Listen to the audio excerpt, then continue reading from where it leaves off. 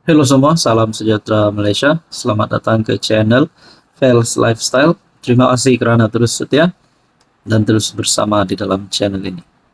Saudara-saudara, Himpunan Turun Anwar pada 26 Julai sudah dipatahkan. Himpunan Turun Anwar yang diadakan pada 26 Julai oleh pembangkang, oleh musuh politik Anwar sudah dipatahkan. Rupanya ramai yang tidak bersetuju dengan perhimpunan ini. Ada yang sehingga berkata, kalau mereka nak Anwar turun, siapa yang mereka nak naikkan? Saudara-saudara, rupanya ini satu keputusan, ini satu perkara yang perlu disedari oleh kepimpinan pembangkang. Artikel perkongsian daripada Harapan Daily. Ini 15 jawapan untuk Perikatan Nasional. Nomor 2 paling jelas. Sebelum saya teruskan, saya perkenalkan kepada Anda. Ini adalah terapi imun, molekul bijak untuk mendidik, meningkatkan dan juga menyeimbangkan sistem imun badan kita sehingga mampu melawan dan juga mencegah sistem imun badan kita daripada pelbagai jenis penyakit. Penyakit seperti kencing manis, gout, darah tinggi, penyakit melibatkan perut, jantung, penyakit luar melibatkan kulit, penglihatan dan macam-macam lagi. Anda boleh mengambil produk ini, dan sekiranya Anda ingin mengetahui lebih lanjut tentang terapi imun, Anda boleh menghubungi saya di nomor yang tertera. Saudara-saudara, tulisan daripada perkongsian Harapan Daily bertarik 20 Julai. Saya terbaca tulisan dari EJK PAS Pusat, Dr. Ridwan Muhammad Nur, yang ajak rakyat turun 26 Julai ini kononnya sebab kerajaan gagal. Tapi bila baca satu-satu, jelas sangat tulisan dia penuh dengan fitnah, putar belit dan hasutan murahan. Di bawah ini saya jawab satu persatu. Isi tulisan dia dalam bahasa yang mudah dan senang nak faham. Pertama, rakyat marah, tapi bantuan makin bertambah. Kalau rakyat marah, kenapa istian, SARA, menu ramah, bantuan sewa rumah, bakul makanan, bantuan usahawan, semua tu jalan terus. Takkan marah, tapi ambil bantuan. Yang kedua, hampir 2 tahun, bukan masa pendek, tapi lebih baik dari 33 tahun PAS. Perintah Kelantan, tak ada air bersih. PMX, baru perintah 2 tahun, PAS dah bising. Di Kelantan, PAS dah lebih 30 tahun, air pun keruh lagi, elok cermin dulu. Janji manifesto bukan tak buat, tapi buat ikut keutamaan dan bajet negara.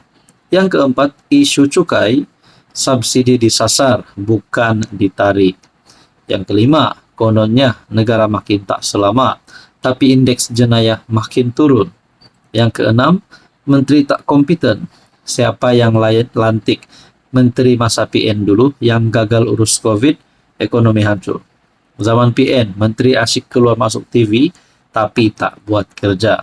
Sekarang menteri kerja diam-diam, tapi hasilnya nampak. Ketujuh, hutang negara tinggi sebab hutang zaman PN naik mendadak. Zaman Muhyiddin dan Ismail Sabri, hutang negara melonjak. Sekarang kerajaan cuba stabilkan fiskal negara, bukan tambah beban. Himpunan 26 Julai, dah bosan rakyat tengok PAS main jalanan. Yang kesembilan, PMX dikata suka melancong, tapi setiap lawatan bawa balik pelaburan berbilion ringgit. Yang ke-10, isu kaum dan halal, PAS main api perkauman yang bahaya. Yang ke-11, bahasa Melayu dan negeri Melayu konon dianaktiri, tapi bajet kepada negeri PAS tetap disalurkan. Yang ke-12, DAP ditakutkan kepada orang Melayu, tapi DAP tak pernah ambil portfolio agama Islam. Yang ke-13, sekolah Cina dapat bantuan, sekolah agama pun dapat peruntukan paling besar dalam sejarah. Yang ke-14, isu konsert. Dulu zaman PN pun penuh konsert. Konsert bukan benda baru, tapi semua kena mohon permit, ikut garis panduan. Dan yang ke-15, tuan-tuan dan puan, fitnah konon kerajaan ini anti-Islam, tapi bajet hal ehwal Islam naik, reformasi institusi berlaku. Saudara-saudara, PMX dan kerajaan sekarang bekerja. Rakyat perlukan kestabilan, bukan politik hasut dan fitnah di kalangan masyarakat Malaysia. Tulisan daripada Harapan Daily, dikongsikan daripada Harapan Daily, bertarik 20 Julai. Salam sejahtera Malaysia, selamat datang ke channel Fels Lifestyle. Terima kasih kerana terus setia dan terus bersama di dalam channel ini. Tuan-tuan dan puan, benarkah pembangkang kini dalam ketakutan?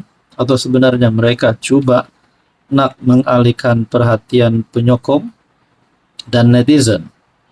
Anwar Ibrahim dah terang-terang cabar pembangkang untuk bawa usul undi tidak percaya di Parlimen. Tapi satu kenyataan daripada kepimpinan Bersatu ini pasti menggemparkan kerana disebutkan di dalam berita ini berkaitan dengan buat undi tak percaya secara sulit. Esok dapat PM baharu, kata Tun Faisal. Saya tertanya-tanya, adakah mereka ini sudah mempunyai jumlah yang dah cukup? Oke, sebelum saya teruskan, saya nak perkenalkan kepada anda produk terapi imun molekul imun yang paling bagus, yang paling baik. Produk ini adalah untuk meningkatkan, mendidik dan juga menyeimbangkan sistem imun badan kita sehingga mampu melawan pelbagai jenis penyakit daripada dalam. Kerana bila sistem imun badan lemah, bila sistem imun badan kita bercelaru, banyak penyakit yang boleh masuk ke dalam badan kita. So, kepada anda di luar sana yang sedang mengalami pelbagai jenis penyakit, anda boleh menghubungi saya akan bantu anda, kita boleh cerita. Tuan-tuan dan puan, Tun Faisal dalam satu kenyataan, buat undi tak percaya secara sulit, esok dapat PM baharu. Kenyataan ini menimbulkan tanda tanya ramai orang.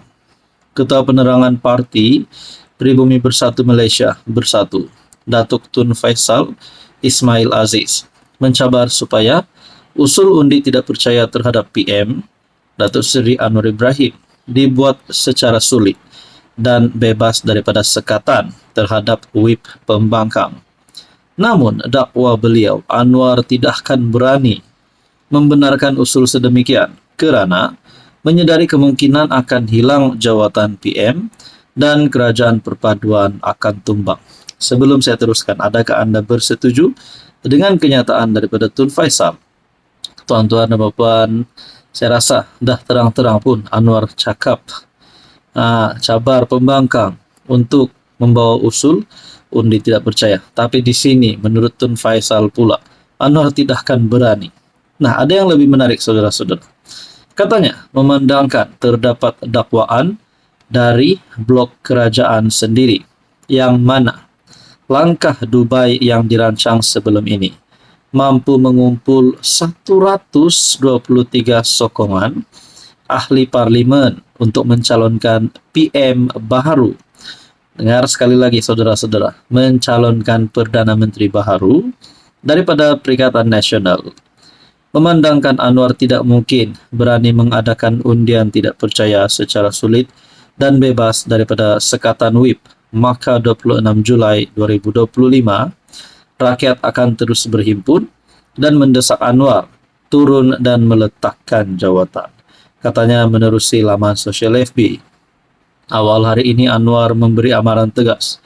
Sebarang cubaan mencabar prinsip kelembagaan persekutuan, termasuk usaha menjatuhkan kerajaan melalui kaedah yang tidak sah, adalah bertentangan dengan undang-undang dan tidak akan dikompromi.